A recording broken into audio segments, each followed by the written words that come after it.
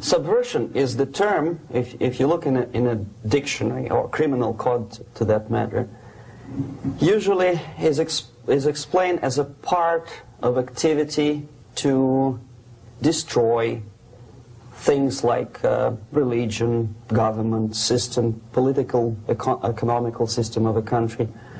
And usually it's linked to espionage and such romantic things as blowing up bridges, sidetracking trains, cloak and dagger activity in Hollywood style.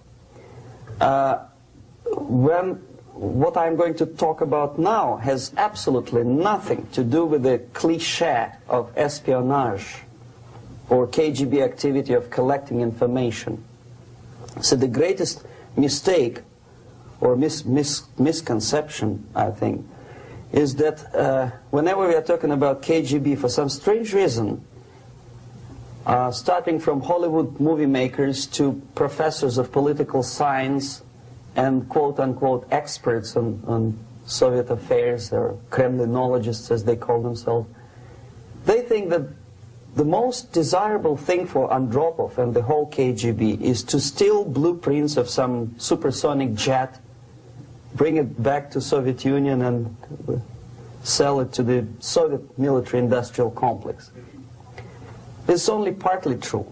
If we take the whole time, money, and manpower that the Soviet Union and KGB in particular spends outside of USSR border, we will discover, of course there are no official statistics unlike with CIA or FBI, that the espionage as such occupies only 10 to 15% of money, time, and manpower. 15% of the activity of KGB. The rest, 85%, is always subversion.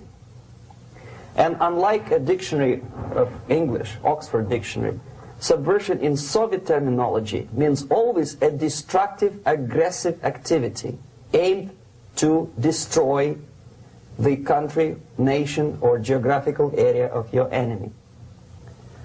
So there's no romantics in there, absolutely. No blowing up bridges, no microfilms in Coca-Cola cans, nothing of that sort.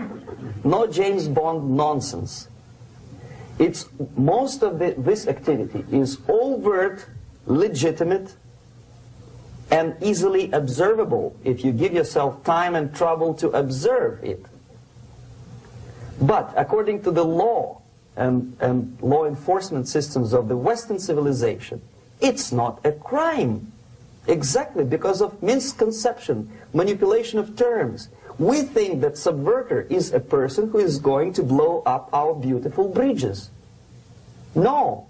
Subverter is a student who comes for exchange, a diplomat, an actor, an artist, a journalist like myself was 10 years ago.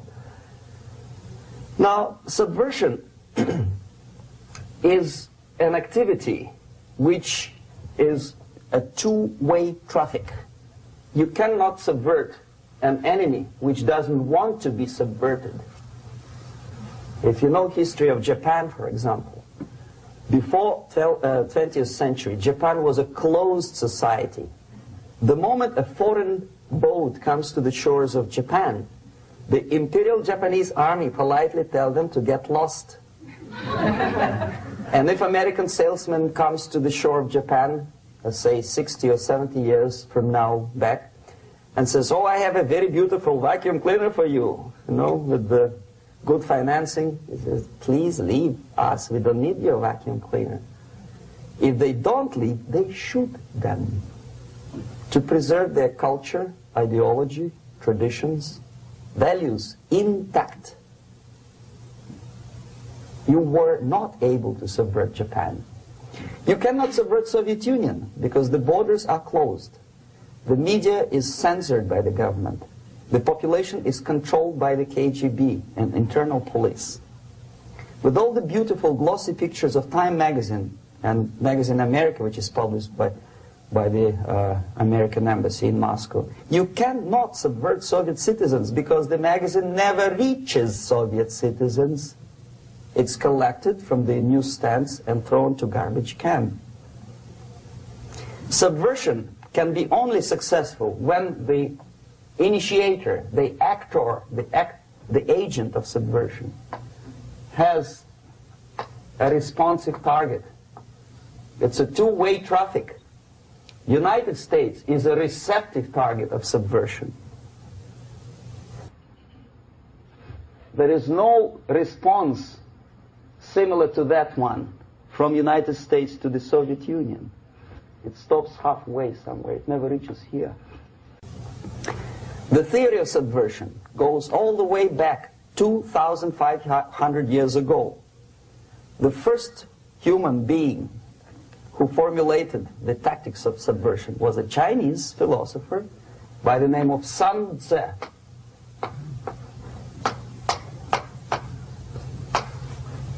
2,500 years BC.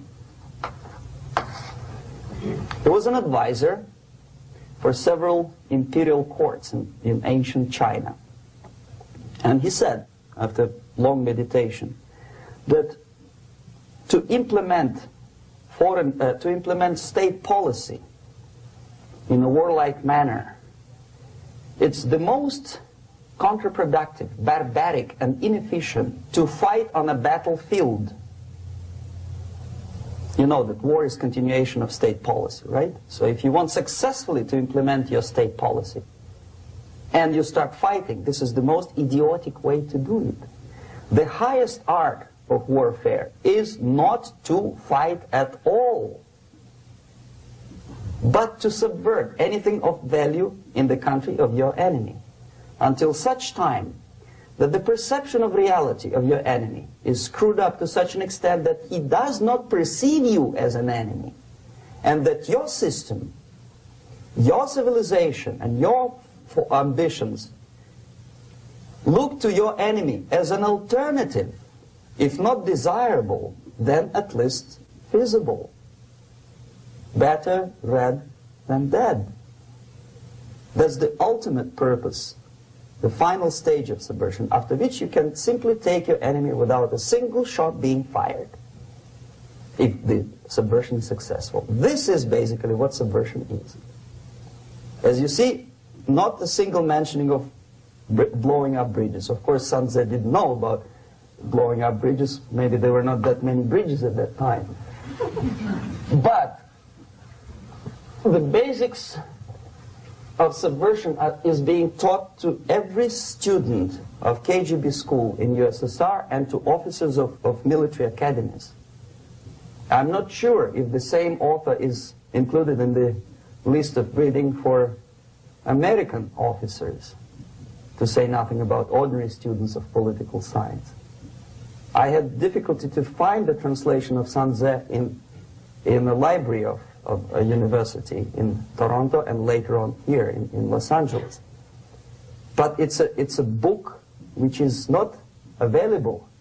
It is forced to every student in USSR.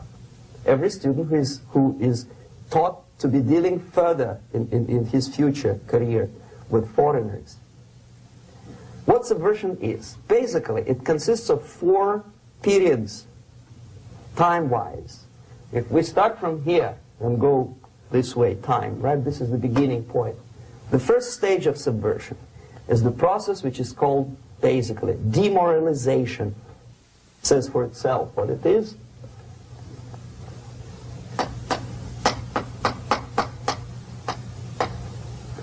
It takes from, say, 15 to 20 years to demoralize a society. Why 15 or 20 years? This is the time sufficient to educate one generation of students or children. One generation. One lifetime span of a person, a human being, which is dedicated to study, to shaping up the outlook, ideology, personality. No more, no less. Usually it takes from 15 to 20 years. What it includes? It includes influencing, or by various methods, infiltration, propaganda methods, direct contacts, doesn't really matter. I will describe them later.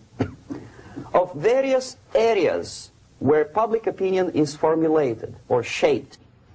Religion, educational system, social life, administration, law enforcement system, military, of course, and labor and employer relations, economy.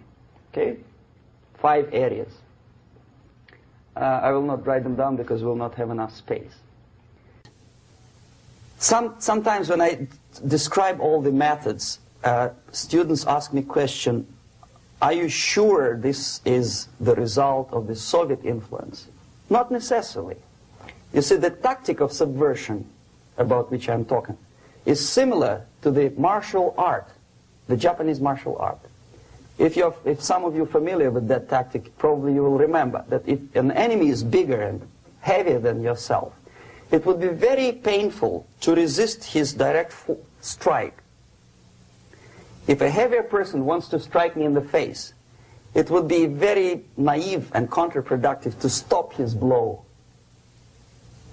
The Chinese and Japanese judo art tells us what to do. First to avoid the strike, then to grab the fist and continue his movement in the direction where it was before, right? Until the enemy crashes in the wall. You see? So, what happens here? The target country obviously does something wrong. If it's a free democratic society, there are many different movements within the society. There are obviously, in every society, there are people who are against this society. They may be simple criminals, ideologically in disagreement with the state policy, conscientious enemies, simply psychotic personalities who are against anything, right? And finally, there are a small group of agents of a foreign nation, bought, subverted, recruited, right? The moment all these movements will be directed in one direction, right? This is the time to catch that movement and to continue it until the movement forces the whole society into collapse, into crisis, right? So that's exactly the martial art tactic. We don't stop an enemy. We let him go. We help him to go in the direction we want them to go. Okay? So, on the stage of demoralization, obviously there are tendencies in each society, in each country, which are going to opposite direction from the basic moral values and principles. To take advantage of these movements, to capitalize on them, is the main purpose of the originator of subversion. So we have religion, we have education, we have social life, we have power structure, we have labor relations, unions, and finally we have law and order.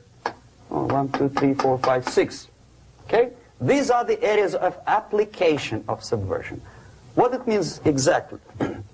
In case of religion, destroy it, ridicule it, replace it with various sects, cults, which bring people's attention, faith, whether it is naive, primitive, doesn't really matter. As long as the basically accepted religious dogma is being slowly eroded and taken away from the supreme purpose of religion, to keep people in touch with the supreme being, that serves the purpose. Therefore, replace it, accepted, respected religious organizations with fake organizations. Distract people's attention from the real faith and attract them to various different faiths. Education. Distract them from learning something which is constructive, pragmatic, efficient.